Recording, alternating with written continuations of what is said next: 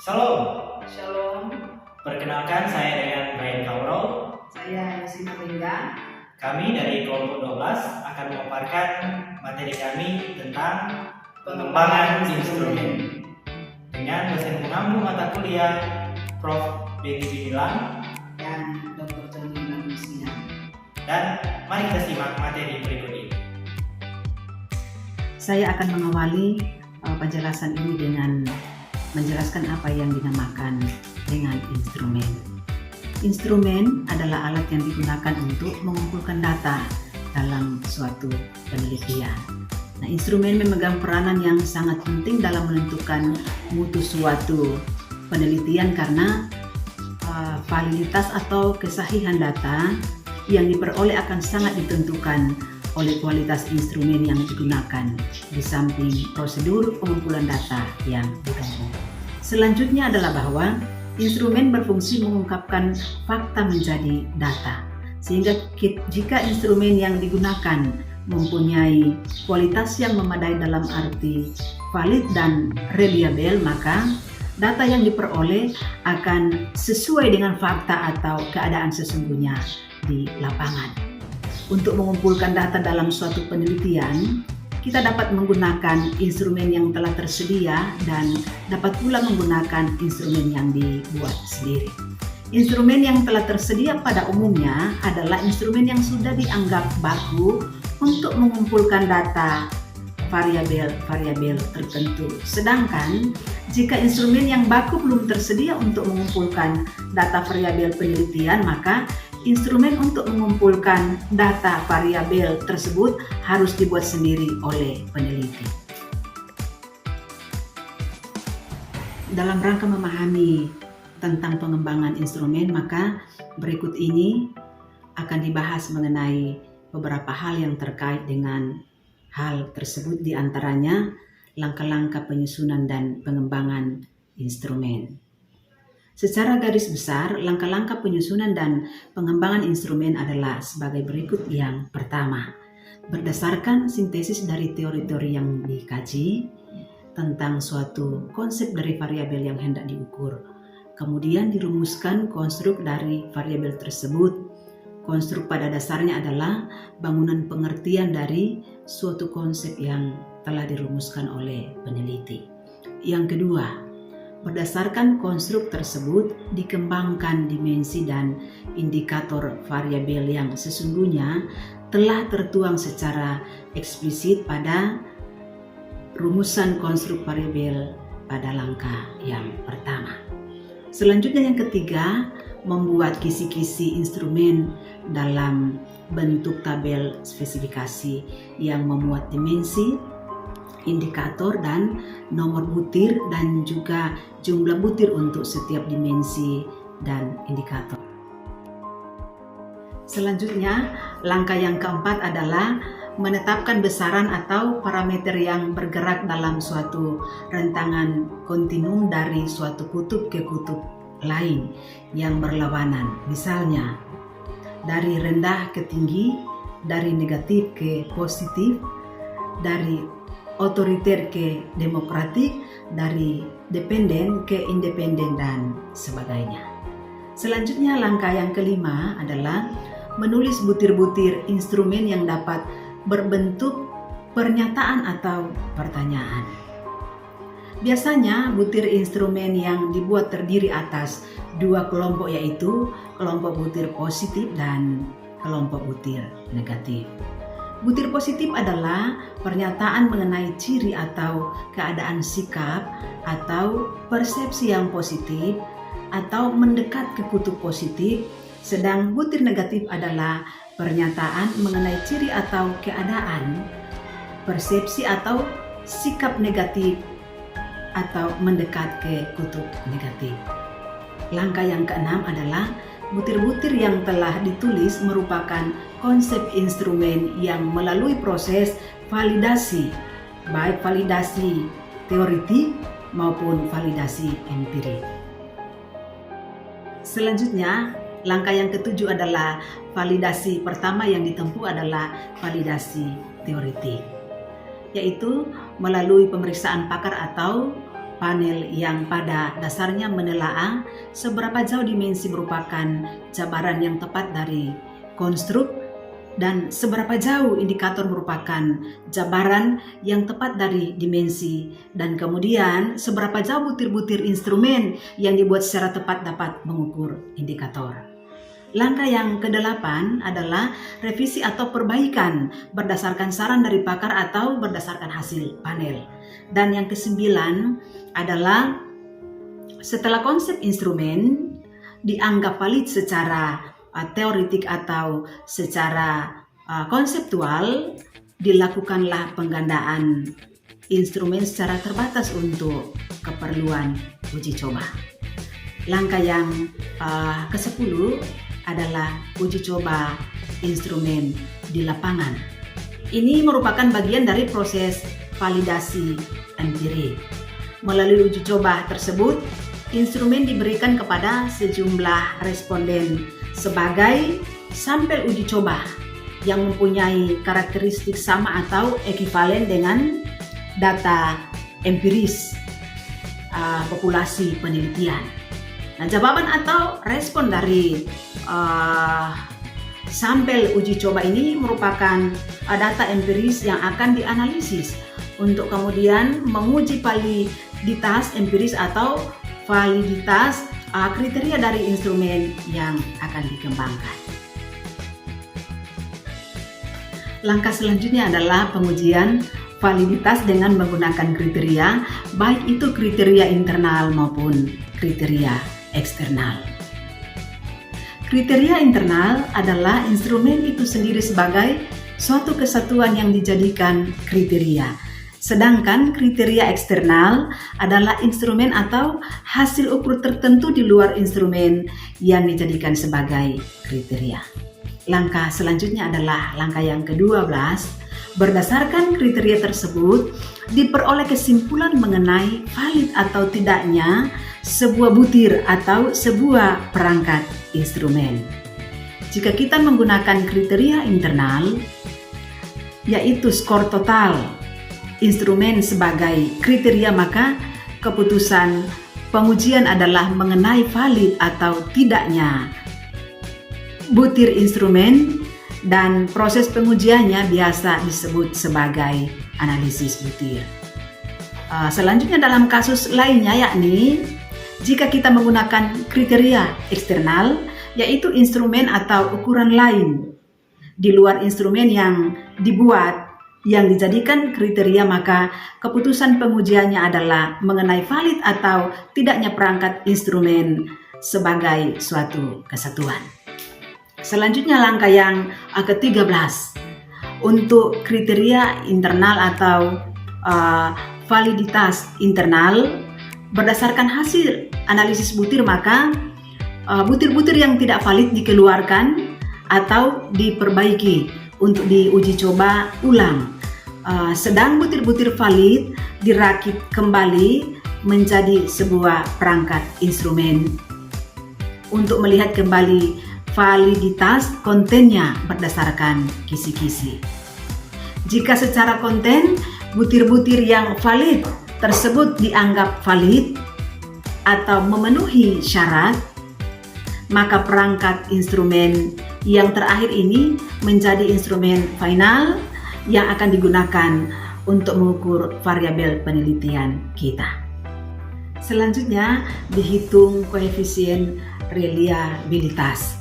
Koefisien reliabilitas dengan rentangan nilai 0 sampai 1 adalah besaran yang menunjukkan kualitas atau konsistensi hasil ukur instrumen. Makin tinggi koefisien reliabilitas, makin tinggi pula kualitas instrumen tersebut. Mengenai batas nilai koefisien reliabilitas yang dianggap layak tergantung pada presisi yang dikehendaki oleh suatu penelitian. Untuk itu kita dapat merujuk pendapat-pendapat yang sudah ada. Karena secara eksak tidak ada tabel atau distribusi statistik mengenai angka reliabilitas yang dapat dijadikan rujukan. Dan langkah yang terakhir, Langkah yang ke-15 adalah bahwa perakitan butir-butir instrumen yang valid untuk dijadikan instrumen final. Alur tahapan penyusunan dan pengembangan instrumen adalah sebagai berikut. Yang pertama, penetapan konstruk variabel penelitian yang merupakan sintesis dari teori-teori yang telah dibahas dan dianalisis yang pengkajiannya diuraikan dalam pengkajian teoretik ataupun tinjauan pustaka. Selanjutnya, yang kedua, konstruk tersebut dijelaskan dalam definisi konseptual variabel yang di dalamnya tercakup dimensi dan indikator dari variabel yang hendak diukur. Selanjutnya yang ketiga adalah berdasarkan konstruk tersebut ditetapkan indikator-indikator yang akan diukur dari variabel tersebut. Selanjutnya yang keempat adalah item-item instrumen dibuat untuk mengukur indikator-indikator yang telah ditetapkan dengan cara seperti yang telah dikemukakan pada proses penyusunan dan pengembangan instrumen poin keempat dan kelima. Karena bentuk item-item instrumen yang akan dibuat harus sesuai dengan instrumen yang akan dipilih, maka sebelum menulis item-item instrumen terlebih dahulu peneliti harus memilih jenis instrumen apa yang sesuai untuk mengukur indikator dan variabel yang akan diteliti. Berikut ada beberapa jenis instrumen yang digunakan dalam penelitian. Yang pertama, kuesioner. Kuesioner ini adalah alat pengumpul data yang berbentuk pertanyaan yang akan diisi atau dijawab oleh responden. Beberapa alasan digunakannya kuesioner. Yang pertama, untuk memperoleh informasi yang relevan dengan tujuan penelitian. Selanjutnya adalah kuesioner terutama dipakai untuk mengukur variabel yang bersifat faktual, dan kuesioner juga untuk memperoleh informasi dengan validitas atau reliabilitas setinggi mungkin. Jenis instrumen selanjutnya adalah skala. Skala adalah alat pengumpul data untuk memperoleh gambaran kuantitatif aspek-aspek tertentu dari suatu barang atau sifat-sifat seseorang dalam bentuk skala yang sifatnya ordinal. Jenis instrumen selanjutnya adalah tes. Tes adalah prosedur sistematik yang dibuat dalam bentuk tugas-tugas yang distandarisasikan dan diberikan kepada individu ataupun kelompok untuk dikerjakan, dijawab, dan juga untuk direspon baik dalam bentuk tertulis, lisan, maupun dalam bentuk perbuatan. Baiklah, kita masuk pada bagian yang selanjutnya, yakni kalibrasi instrumen. Kalibrasi adalah suatu kegiatan yang membentuk hubungan antara suatu nilai yang telah ada pada instrumen yang telah diukur dengan nilai-nilai yang sebelumnya. Jadi, sebagaimanapun yang dikemukakan oleh Morris, bahwa kalibrasi adalah upaya untuk membandingkan keluaran instrumen dengan keluaran instrumen yang akurasinya telah diketahui terlebih dahulu ketika masukan yang sama diterapkan pada kedua instrumen. Selanjutnya kita membahas tentang tujuan, fungsi, dan manfaat dari kalibrasi. Nah, untuk tujuan dari kalibrasi sendiri, yang pertama ternyata untuk mengetahui keterlusuran hasil pengukuran, dan yang kedua untuk menentukan standar deviasi, yang ketiga untuk menjamin bahwa hasil pengukuran sesuai dengan standar yang ada, dan yang terakhir yang keempat untuk meningkatkan kepercayaan terhadap hasil pengukuran dari suatu alat ukur atau instrumen. Selanjutnya, manfaat kalibrasi. Pertama, untuk mengurangi kesalahan hasil pemeriksaan yang telah dilakukan, dan yang kedua untuk menjaga konsistensi mutu hasil pemeriksaan yang dihasilkan. Dan untuk fungsi kalibrasi adalah sebagai tolak ukur jaminan keakuratan tentang suatu alat ukur atau instrumen. Kita masuk pada kalibrasi instrumen penelitian. Ternyata sebelum instrumen itu digunakan dalam suatu penelitian, peneliti itu harus melakukan dua hal terlebih dahulu. Yang pertama, uji validitas yang mana berkaitan dengan alat pengukuran yang mana mengukur yang seharusnya diukur.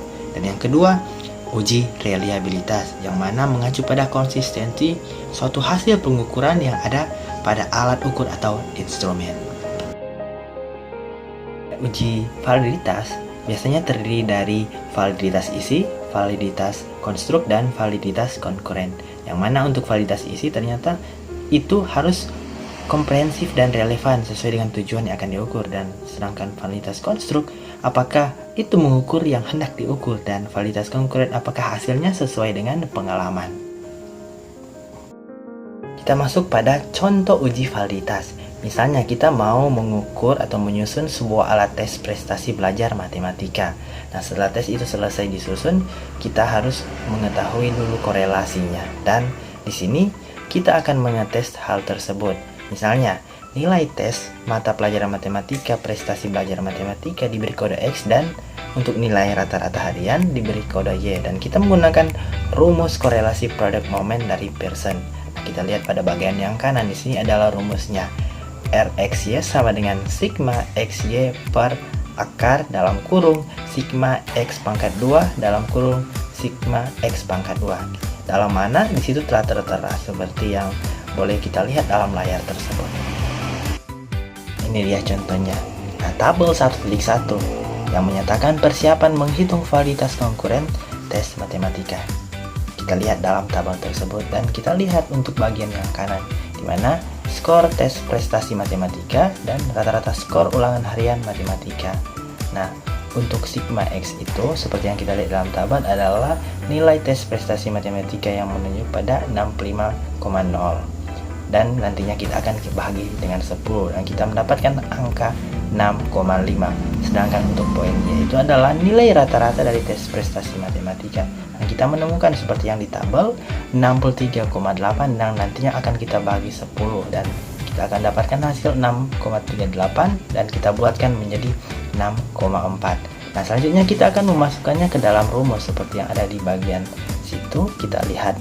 Nah, sebagaimana yang ada di tabel juga kita menemukan angka untuk sigma XY adalah 2,65, dan nantinya di dalamnya ada akar 3,5 kali 3,59 adalah X pangkat 2 dan Y pangkat 2. Mohon maaf sebelumnya yang X pangkat 2 di rumus ternyata salah yang kedua. Nah, oleh karena itu nantinya ketika kita menemukan angka tersebut kita akan mengkalkulasikannya. Nah, 3,5 kali 3,59 kita akan menemukan hasil 12,565. Akar 12,565 kita dapatkan adalah 3545, dan kita akan membahaginya dengan angka sebelumnya yakni 2,65, dan ketika kita membagi hal tersebut kita mendapatkan hasil 0,748. Maka indeks korelasi antara X dan Y yaitu antara skor tes prestasi belajar matematika dan rata-rata skor ulangan harian pelajaran matematika, kita menemukan hasil 0,748 dan kita buatkan menjadi 0,75. Selain menggunakan rumus product moment correlation dari Brown dan Spearman, kita juga dapat menggunakan rumus korelasi biserial seperti yang tertera di layar, di mana rumusnya menyatakan RP bis artinya koefisien korelasi biserial sama dengan MP atau mean score dari subjek yang menjawab butir soal benar dan dikurang MT atau mean totalnya, dan nantinya kita bahagi dengan standar deviasi skor total, dan nantinya ada akar P per Q yang menyatakan proporsi responden yang menjawab benar dan yang menjawab salah. Nah, untuk langkah-langkahnya kita dapat lihat dalam layar berikut.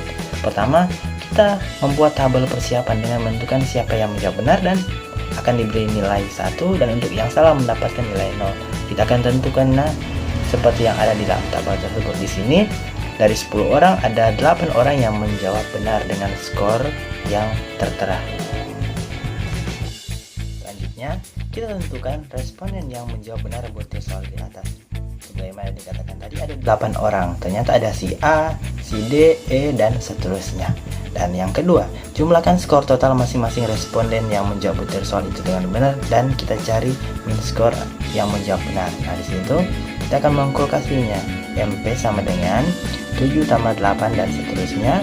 Dan nantinya akan dibagi 8 untuk yang menjawab benar. Nah, kita akan menemukan skor 6,75. Kemudian kita jumlahkan semua skor total responden dan kemudian cari min totalnya.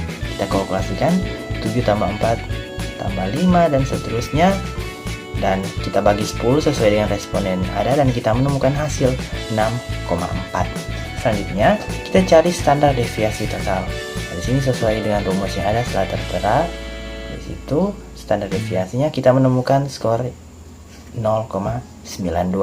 Selanjutnya untuk poin yang selanjutnya kita membahas tentang proporsi responden yang menjawab bukti benar ataupun yang salah. Kita menemukan skor 0,8 dan yang juga 0,2. Setelah kita menemukan hasil-hasil di atas, kita akan masukkan hal tersebut ke dalam rumus seperti rumus yang tadi. RPB sama dengan kita temukan tadi ada 6,75.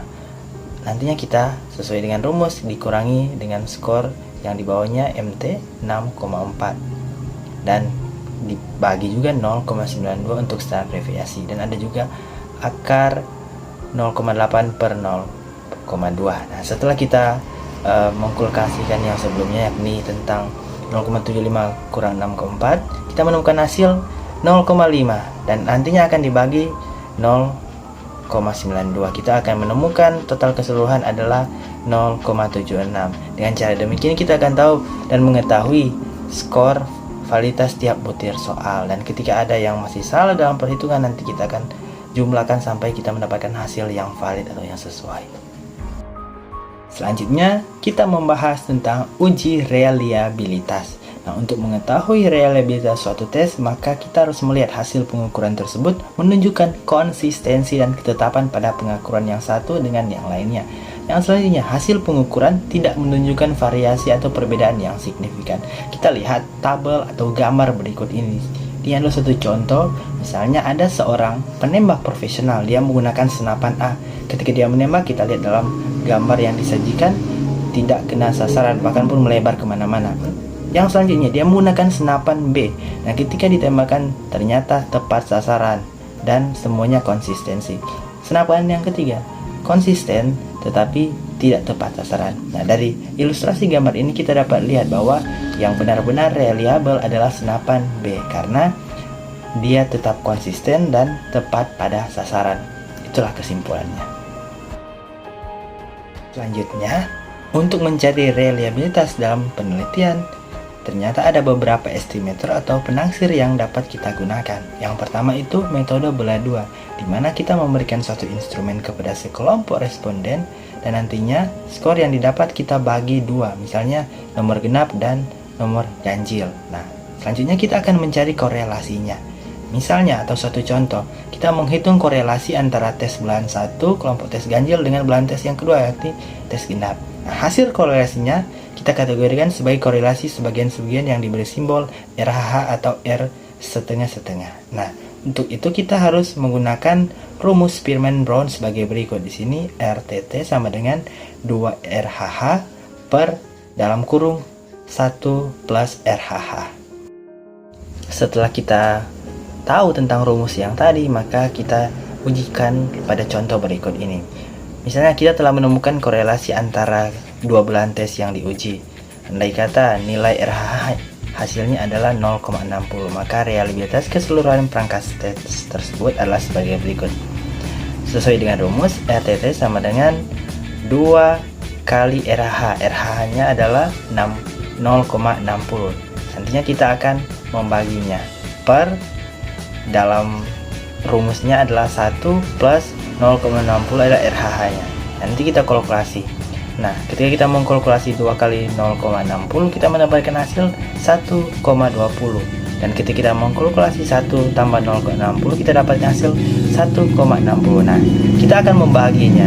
1,20 bahagi 1,60, kita akan dapat hasil 0,75. Jadi, reliabilitas hasil tes tersebut adalah 0,75. Contoh lain, misalnya kita menggunakan rumus yang sama, tapi instrumen yang digunakan akan diubah menjadi data ordinal. Nah, rumusnya adalah sebagai berikut seperti yang kita boleh lihat dalam layar. Rho sama dengan 6 sigma D pangkat 2 per N dalam kurung N pangkat 2 kurang 1. Nah, untuk mengetahui reliabilitas instrumen secara keseluruhan, maka kita harus mengetahui langkah-langkah berikut ini sebagaimana formula dari Spearman-Brown. Hasilnya adalah Rxx sama dengan 2Rx1x2 per 1 tambah Rx1x2. Nah, Contoh seperti yang telah kita di layar ini adalah tabel mengenai responden yang dimana ada 11 orang responden. Nantinya kita akan membahasnya. Seperti rumus yang tadi, kita akan mencari tahu korelasi menurut rumus Spearman. Jadi rho sama dengan 1 kurang 6 kali 66. 66 adalah D2 seperti yang kita lihat dalam tabel. Nantinya akan dibagi sesuai dengan rumus 11 yakni responden, dan 121 kurang 1 dalam tanda kurung adalah responden pangkat 2. Jadi 11 pangkat 2 sama dengan 121. Nah, nantinya kita akan turunkan lagi. Jadi 1 kurang hasil dari 6 kali 66 adalah 396, dan hasil dari 11 dikalikan 120 adalah 1320. Turun lagi, kita akan kalkulasikan hasil dari 396 bahagi 1320, kita akan temukan hasil 0,30, dan kita mengurang 1 kurang 0,30 adalah 0,70. Nah, selanjutnya nantinya kita akan memasukkannya ke dalam rumus untuk mencari reabilitasnya instrumen tersebut seberapa. Nah, sesuai dengan rumus yang sebelumnya, nantinya kita akan mengetahui RXX sama dengan 2 kali 0,70 adalah korelasinya dibagi 1 tambah 0,70. Kita akan menemukan hasilnya 2 kali 0,70 adalah 1,40, dan 1 tambah 0,70 hasilnya 170. Nantinya kita akan bahagi lagi 1,40 bahagi 1,70. Kita akan temukan hasil 0,20. Nah, dari koefisien realitas di atas 0,82 dapat kita simpulkan bahwa alat ukur atau instrumen tersebut cukup reliable. Estimator yang kedua adalah metode tes ulang. Di sini tes digunakan untuk menghindari penyusunan 2 seri tes. Jadi tesnya hanya 1, tetapi untuk menguji kestabilan alat atau instrumen, maka tes itu diuji cobakan 2 kali kepada kelompok siswa yang sama. Kemudian nantinya akan dicari korelasinya. Nah, seperti contoh yang ada di slide, kita boleh lihat pada umumnya tes yang kedua itu lebih berhasil daripada tes yang pertama. Sebagaimana tabel yang ada, skor mereka berubah, dan tes kedua yang dikatakan lebih baik. Nah, bila indeks korelasinya tinggi, berarti alat atau tes tersebut itu reliabilitasnya tinggi, mampu memberikan pengukuran yang stabil dan konsisten. Estimator yang ketiga adalah metode bentuk paralel, di mana soal atau tes disusun mempunyai kesamaan, tujuan, kesukaran, bahkan komposisi susunan soal yang sama. Dalam prosedurnya, kita melihat pertama-tama yang kita lakukan adalah mengukur suatu aspek, misalnya tes matematika, alat ukur tes matematika. Kemudian kita susun lagi perangkat untuk mengukur yang sama, tetapi dengan butir-butir soal yang berbeda. Nah, setiap soal tes A ada paralelnya, begitupun soal tes yang B. Nah, selanjutnya yang kita lakukan adalah melaksanakan tes tersebut atau menguji coba kepada kelompok siswa yang sama. Kemudian nantinya kita akan mengkorelasikannya. Ketika kita mengetahui mana yang lebih bagus, maka tes tersebut menunjukkan koefisien reliabilitas.